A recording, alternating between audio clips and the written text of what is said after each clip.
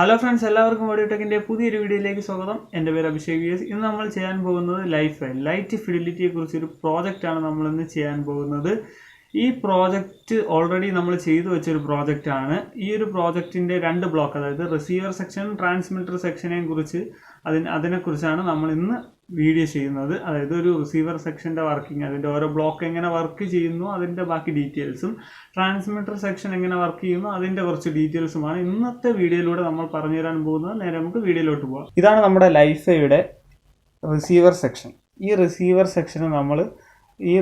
Section നമ്മളൊരു 4 ബ്ലോക്കായിട്ട് നമ്മൾ തിരിച്ചിട്ടുണ്ട്. ആ 4 ബ്ലോക്ക് എന്ന് പറയുന്നത് receiver, booster, rectifier, amplifier section, ഇങ്ങനെ ഒരു 4 സെക്ഷനായിട്ട് തിരിച്ചിട്ടുണ്ട്. ഈ ഒരു റിസീവർ സെക്ഷൻ്റെ ഒരു പ്രോസസ്സ് എന്ന് പറയുന്നത് വെളിയിൽ നിന്ന് പറഞ്ഞ ലൈറ്റ് സിഗ്നൽ, അതായത് ലൈറ്റ് എന്ന് പറഞ്ഞ സിഗ്നൽസിനെ കളക്ട് ചെയ്ത് അതിലുള്ള ഡേറ്റേനെ നമ്മളിപ്പോൾ ഒരു പാർട്ടാണ് നമ്മുടെ അവിടെ നിന്ന് സെൻഡ് ചെയ്യുന്നത്. ഒരു ഓഡിയോ സിഗ്നൽസ് ആണ് സെൻഡ് ചെയ്യുന്നുണ്ടെങ്കിൽ ആ ഓഡിയോ സിഗ്നൽസിനെ, ആ ലൈറ്റ് സിഗ്നലിനകത്തു നിന്നുള്ള ഓഡിയോ സിഗ്നൽസിനെ മാത്രം കളക്ട് ചെയ്ത് ആംപ്ലിഫയർ ചെയ്ത് ഔട്ട്പുട്ട് കിട്ടും.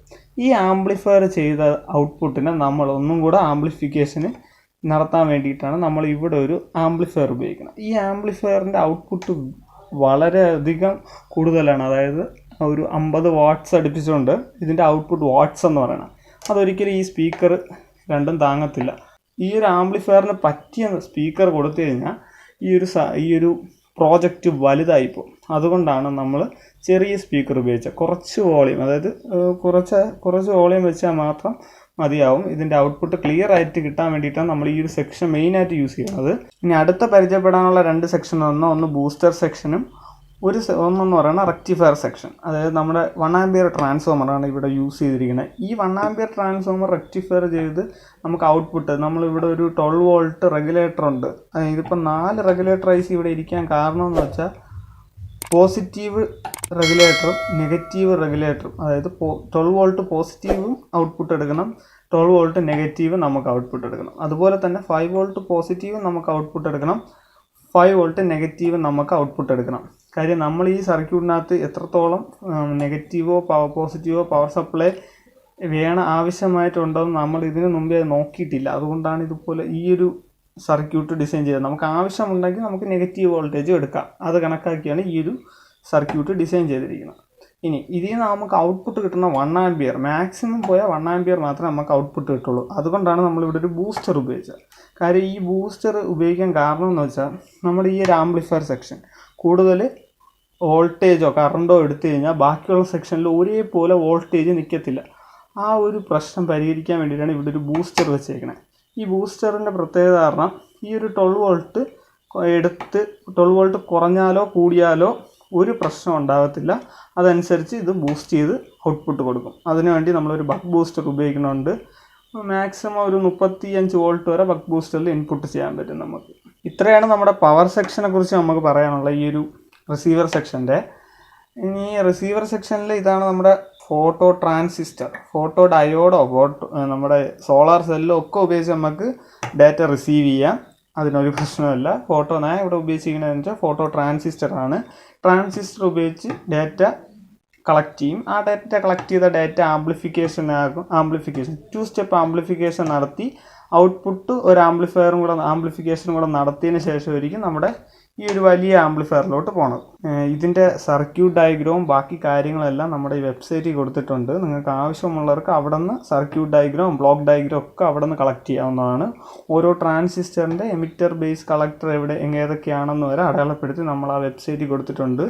അതനുസരിച്ച് നിങ്ങൾക്ക് എടുത്ത് ഈ പ്രോജക്റ്റ് ചെയ്യാവുന്നതാണ്. ട്രാൻസ്മിറ്റർ പാർട്ട്, അതായത് നമ്മുടെ ലൈഫയിലെ ട്രാൻസ്മിറ്റർ പാർട്ടാണ് അടുത്തതായിട്ട് നമ്മൾ എക്സ്പ്ലെയിൻ ചെയ്യാൻ പോണത്.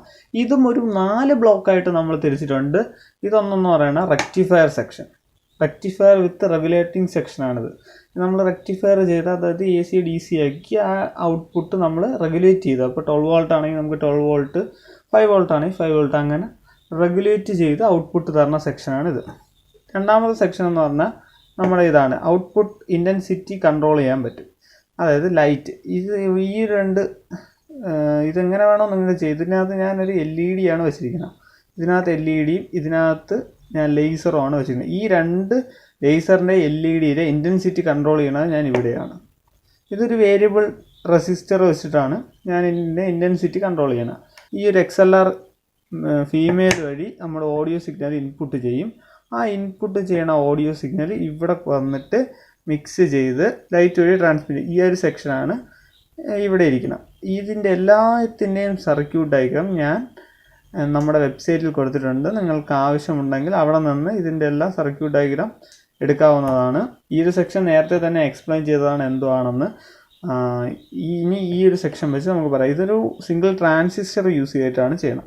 ട്രാൻസിസ്റ്ററും ഒരു 3 കമ്പോണൻ്റ് ഉണ്ടെങ്കിൽ നമുക്ക് ലൈഫ് വരെ ട്രാൻസ്മിറ്റർ സെക്ഷൻ നടത്താൻ പറ്റും. ഇതൊരു സ്വിച്ചിങ് പ്രോസസ്സാണ് നടത്തുന്നത്. ഇത് നമ്മുടെ ഓഡിയോ സിഗ്നൽസ്, അതായത് നമ്മുടെ ബേസിൽ വരുന്ന ഓഡിയോ സിഗ്നൽസിൻ്റെ പ്രസൻസ് അനുസരിച്ച് വോൾട്ടേജ് സ്വിച്ച് ചെയ്യും. അത് മാത്രമേ നമ്മുടെ ട്രാൻസിസ്റ്റർ അവിടെ ചെയ്യുന്നുള്ളൂ. അത് ഔട്ട്പുട്ട് പറഞ്ഞ ആ വോൾട്ടേജ്, ആ സ്വിച്ച് ചെയ്ത് പറഞ്ഞ ഔട്ട്പുട്ട് പറഞ്ഞ വോൾട്ടേജിൻ്റെ ഇൻറ്റൻസിറ്റി നമുക്കിവിടെ കൺട്രോൾ ചെയ്യാനുണ്ട്. ആ ഒരു വോൾട്ടേജിൻ്റെ കറണ്ട് ഫ്ലോ കുറയ്ക്കുക കൂട്ടുക, അതാണ് ഇൻറ്റൻസിറ്റി എന്ന് ഞാൻ ഇവിടെ കൺട്രോൾ ചെയ്യണം. അതിന് ഞാൻ ഉപയോഗിക്കുന്ന ഒരു വേരിയബിൾ റെസിസ്റ്ററാണ്. ഏത് ടൈപ്പ് വേണോ ഉപയോഗിക്കാം നിങ്ങൾക്ക് വേരിയബിൾ റെസിസ്റ്റർ. ഇതില്ലാന്നിട്ട് വേറെ ഒരു കുഴപ്പമൊന്നുമില്ല. ഇത്രയാണ് ഈ ഒരു സർക്യൂട്ടിൽ പറയാനുള്ള.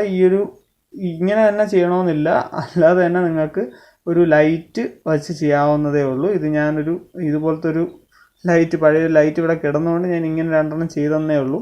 ഇതിനകത്തുനിന്നായിരിക്കും ലേസറും ലൈറ്റ് സിഗ്നലും ഇതിനകത്തുനിന്നായിരിക്കും പോകണം.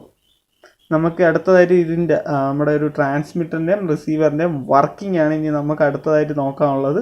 നമുക്കതിനി നോക്കാം. ഇതാണ് നമ്മുടെ ട്രാൻസ്മിറ്റർ സെക്ഷൻ, ഇതാണ് നമ്മുടെ റിസീവർ സെക്ഷൻ. രണ്ടും നമ്മൾ വെച്ച് കഴിഞ്ഞു. നമ്മുടെ ഒരു XLR കേബിൾ വെച്ച് XLR മെയിൽ വെച്ച് ഇൻപുട്ട് ചെയ്തു ഓഡിയോ. ഇനി നമ്മൾ ലൈറ്റ് വഴി ഈ ഒരു ഫോട്ടോ ട്രാൻസിസ്റ്ററിനകത്ത് സിഗ്നൽ കൊടുക്കാൻ പോവുകയാണ്. സിഗ്നൽ കൊടുക്കുമ്പോൾ ഔട്ട്പുട്ട് ഓഡിയോ ആയിട്ട് നമുക്ക് കിട്ടും. ഇത് രണ്ടും നമ്മളിപ്പോൾ പവർ സപ്ലൈ കണക്ട് ചെയ്തിരിക്കുകയാണ്. ഇപ്പോൾ എല്ലാം ഓണാണ്. നമുക്ക് ചെക്ക് ചെയ്ത് നോക്കാം ഔട്ട്പുട്ട്. അത് നമ്മൾ ലേസറിൻ്റെ ഔട്ട്പുട്ട് കാണിച്ചു തരും. പിന്നീട് നമ്മൾ സാധാ വൈറ്റ് ലൈറ്റിൻ്റെ, അതായത് ഒരു LED ഔട്ട്പുട്ട് തരും. ഇങ്ങനെ 2 രീതിയിലായിരിക്കും നമ്മൾ ഔട്ട്പുട്ട് കാണിച്ചു തരാൻ പോകുന്നത്.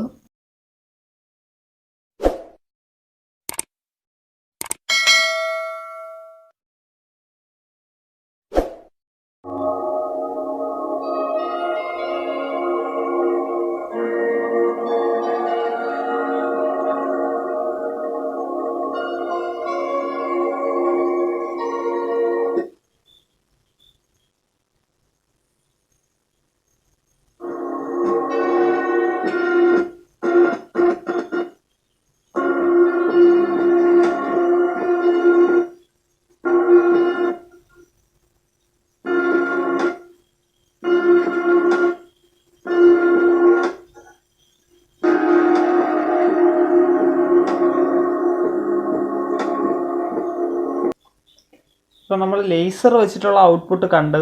ഇനി അടുത്തത് ഔട്ട്പുട്ട് എന്ന് പറഞ്ഞാൽ വിസിബിൾ ലൈറ്റ് വെച്ചിട്ടുള്ള ഔട്ട്പുട്ടാണ് അടുത്ത നമ്മൾ നോക്കാൻ പോകുന്നത്.